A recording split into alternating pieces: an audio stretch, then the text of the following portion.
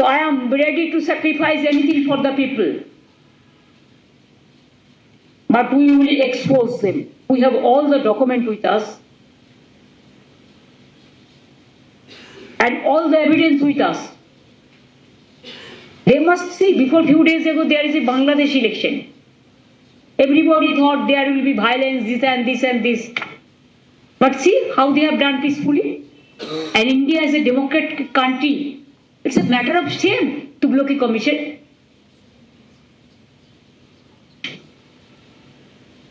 Your threat culture finish the democracy.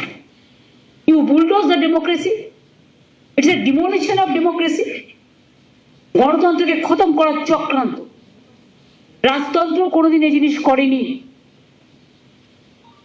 Tughlaqi রাজও এই জিনিস হয়নি। সুপার তুগলকি রাজ চলছে। সুপার হিটলার হয়ে গেছে।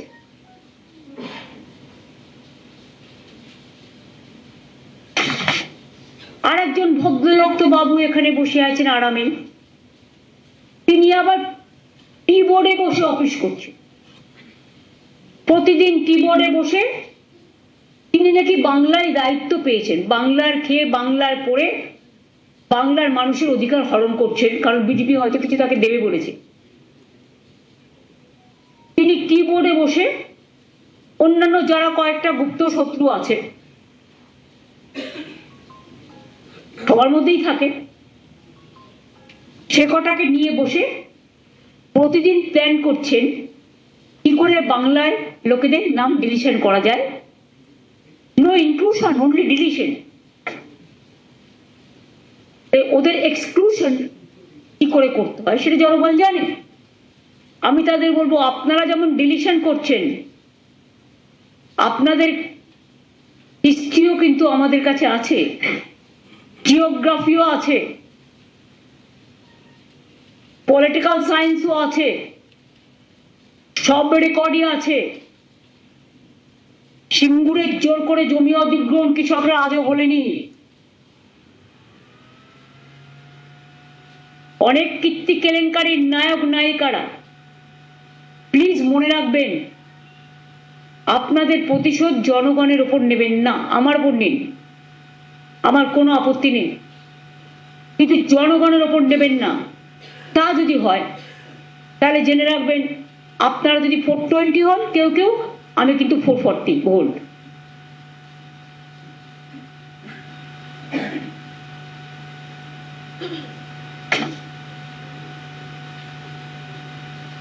না আছে আনপ্ল্যান, না আছে সব mismatch and mismap, unplanned. The documents are not available with the election commission. How many people know 2002 list? Even I don't know.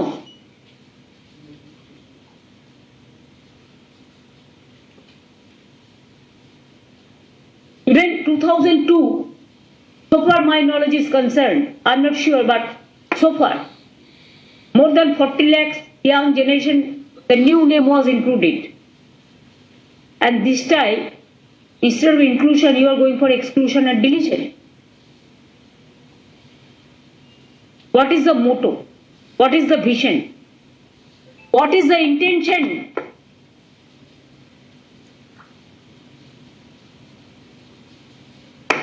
বাজারে মাছ বিক্রি হবে না, মাংস বিক্রি হবে না, বাংলায় এসে তারা কি করবে ভোট নিয়ে? যে বিজেপির জন্য এত লড়াই করছেন আপনারা, তারা বাংলায় এসে তো মাছ মাংসই বন্ধ করে দেবেন। বাংলা তো ভাতে মাছেই থাকে। হ্যাঁ, নিরামিষ যে খায় সে নিরামিষ খায়, আমরা অনেক নন বেঙ্গলি বন্ধু আছে, আমরাও খাই কখনো কখনো পুজো পার্বণে, সেটা তাদের নিজস্ব অধিকার। আমি আজকেই দেখছিলাম ফেসবুকে, বিহারের উপমুখ্যমন্ত্রী বলছেন বাজারে মাছ মাংস বিক্রি করা যাবে না, অনলি যাদের লাইসেন্স আছে বাড়ির ভেতরে। সবাইকে শপিং মলে গিয়ে মাছ মাংস বিক্রি করবে? শপিং মলে একজন দুজন করতে পারে, একজন দুজন যেতে পারে, যাদের ক্ষমতা আছে। সব লোকের কি ক্ষমতা আছে? আমাদের তো চাষিরা রাস্তায় বসে, তারা সব টাটকা সবজিটা নিয়ে আসে, সেটা বিক্রি করে, পুকুর থেকে মাছটা ধরে নিয়ে আসে, সেটা বিক্রি করে, এটা তার কর্মফল, তার সংসার চালায়, কর্ম যোগায়। আজ যদি বলে বাংলায় মাছ বন্ধ, মাংস বন্ধ, ডিম বন্ধ, কারণ বিজেপি অন্ধ। অন্ধ কাটার রাজনীতি চলছে। এই রাজনীতিকে আমি ধিক্কার জানাই এবং চ্যালেঞ্জ করবো, যদি ক্ষমতা থাকে জেনুইন ভোটারদের নাম ভোটার লিস্টে তুলে নির্বাচন করুন, free and fair, all cooperation will gate.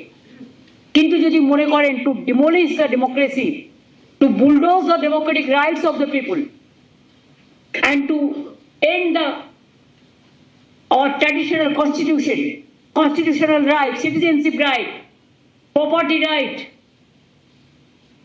then please understand that nobody will be spared. People will reply one day. No chair is permanent for all. Only people are permanent. আজকে তো দেখতে পাচ্ছেন ধনকরজি আমাদের এখানে রাজ্যপাল ছিলেন, আমাদের সাথে অনেক সময় ঝগড়াঝাটি হয়েছে, যাই হোক শেষ পর্যন্ত ভাবও হয়েছে। ধনকরজিকে তো ভাইস প্রেসিডেন্ট করে নিয়ে যাওয়া হলো। তারপর কি ঘটলো, হঠাৎ ওনাকে শুনেছি একটা ওয়েস্টার্ন কোর্টের একটা ছোট্ট ঘরে রেখে দেওয়া হয়েছিল 3 মাস বন্দি করে। মানুষ জানতে পারবে না পয়েলগাঁওতে কি হয়েছে, মানুষ জানতে পারবে না পুলমতে কি হয়েছে, মানুষ জানতে পারবে না। বলছে তো সেনাপ্রধানরা এখন কি অপরাধ, এতগুলো মানুষের যে জান গেল, জীবন গেল, কে দায়ী এর জন্য?